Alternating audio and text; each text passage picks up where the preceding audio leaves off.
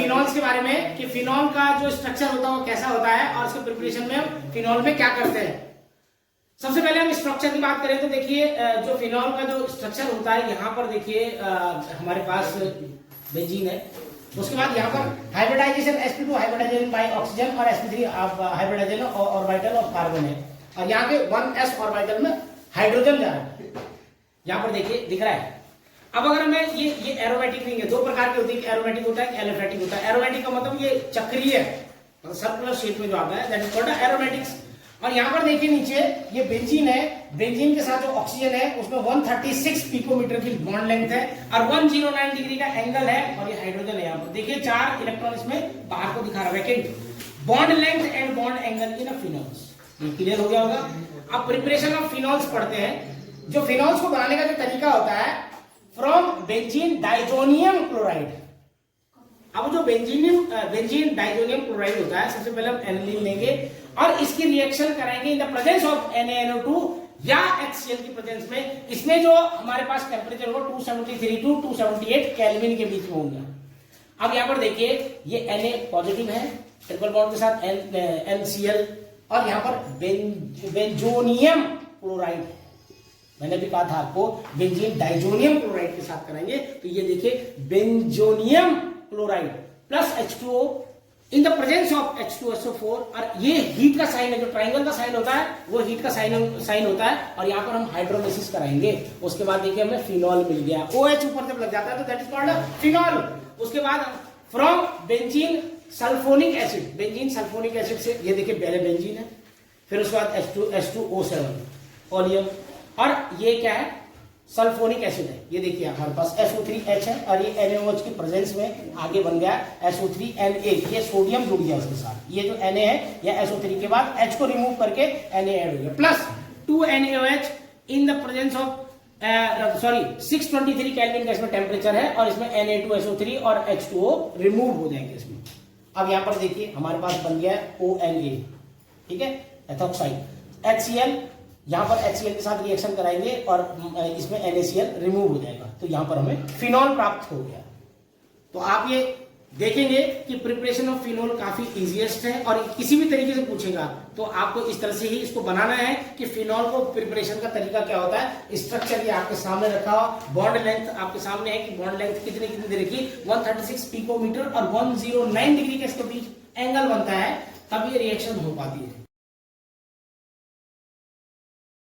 जो टॉपिक हमने पहले पढ़े थे फिनॉल्स में, उसमें फिनॉल को बनाने के तरीके हैं from decarboxylation of salicylic acid. सैलिसिलिक एसिड का डीकार्बोक्सिलाइजेशन करेंगे हम और उससे हम फिनॉल प्राप्त करेंगे। यहाँ पर देखो सोडियम सैलिसिलेट है, सोडियम हाइड्रोक्साइड के साथ reaction in the presence of calcium oxide, इसको गर्म करेंगे तो सबसे पहले मिलेगा हमें सोडियम फिनॉक्साइड। देखो मतलब बेंजीन के साथ ONA लग जाता है, that is called sodium phenoxide plus Na2CO3, sodium bicarbonate बन जाएगा और वाटर इसमें बन जाएगा। तो जो हमारा ये प्रोडक्ट था सोडियम फिनॉक्साइड को हमने ले लिया और HCl के साथ उसकी रिएक्शन करा दी। जैसे हम HCl के साथ रिएक्शन करा देंगे आप ये देखिए यहाँ पर से Na रिमूव हो जाएगा और ये H यहाँ चला जाएगा, NaCl के साथ चला जाएगा। मैं आपको अभी डिफाइन करके दिखाता हूँ कि यहाँ पर देखिए ये जो Na है ये हट गया, ये Cl के साथ चला गया और ये H इसके साथ ऐड हो गया। ये इसकी मैकेनिज्म में पता लगेगा आपको। अब ये क्या होता है बेंजीन के साथ ये देखिए O और ये H, तो ये क्या आ गया फिनॉल बन गया और NaCl बिल्कुल अलग हो गया। ये देखिए सोडियम फिनॉक्साइड था। अब अगर हम नई तरीके दूसरा तरीके देखें तो फ्रॉम ग्रिग्नार्ड रिएजेंट, आपने पढ़ा होगा ग्रिग्नार्ड रिएजेंट में MgBr होता है। अब यहाँ पर देखिए जो यहाँ फेनाइल मैग्नीशियम ब्रोमाइड लिया हमने हाफ मॉलिक्यूल O2, या कभी भी इसको जब अकेला ऑक्सीजन लेना होता है तो हम या तो ऑक्सीजन को ऐसे करते हैं, इसको नेसेंट ऑक्सीजन कहा जाता है, या तो फिर क्योंकि हमें पूरा ऑक्सीजन तो लेना नहीं होता तो हाफ O2 लिख देते हैं हम। अब यहाँ पर क्या होगा इन the presence of dry ether की प्रेजेंस में जब हम इसकी रिएक्शन करा देते हैं तो फिनॉक्सी मैग्नीशियम ब्रोमाइड बनता है और यहाँ से जब आगे हम इसको हीटअप करते हैं H2O को रिमूव करने के लिए तो यहाँ पर देखो फिनॉल बन जाता है और Mg एक तरफ OH और एक तरफ Br बन जाता है। अब इंडस्ट्रियल प्रिपरेशन ऑफ फिनॉल्स, अब ये इंडस्ट्रियल जो प्रिपरेशन होता है, देखिए एक तो हम नॉर्मल प्रिपरेशन करते हैं, एक इंडस्ट्रियल इसलिए बोला जाता है क्योंकि बहुत ज्यादा बल्क मात्रा में इसको बनाने का कोशिश किया जाता है, तो इसमें थोड़ा सा खर्चा कम आता है। तो बाय डाउस प्रोसेस में क्लोरोबेंजीन लेते हैं और सोडियम हाइड्रोक्साइड के साथ रिएक्शन कराते हैं, टेम्परेचर 623 केल्विन रखते हैं और 300 एटमॉस्फेरिक टेम्परेचर इसमें दूसरा होना चाहिए, एटमॉस्फेरिक टेम्परेचर। इससे NaCl और H2O को निकालते हैं, यहाँ पर फिर सोडियम फेनॉक्साइड बन जाता है। देखिए Na इसके साथ जुड़ गया और Cl इधर आ गया, तो ये सोडियम फेनॉक्साइड बन गया।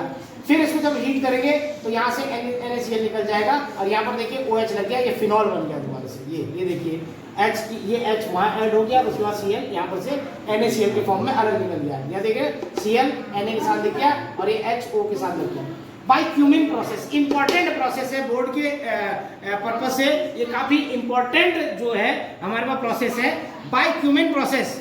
इसमें हम क्या करेंगे, हमने लिया फिनॉल, उसके बाद CH3CH डबल बॉन्ड CH ये ले लिया हमने, क्योंकि इसमें क्या है 1 2 3 कार्बन, ठीक है ना, तो ये क्या गया प्रोपीन हो गया। अब H3PO और 523 केल्विन का टेम्परेचर लेंगे, उसके बाद ये हमारे पास बन गया जिसको हम क्या कहेंगे क्यूमिन।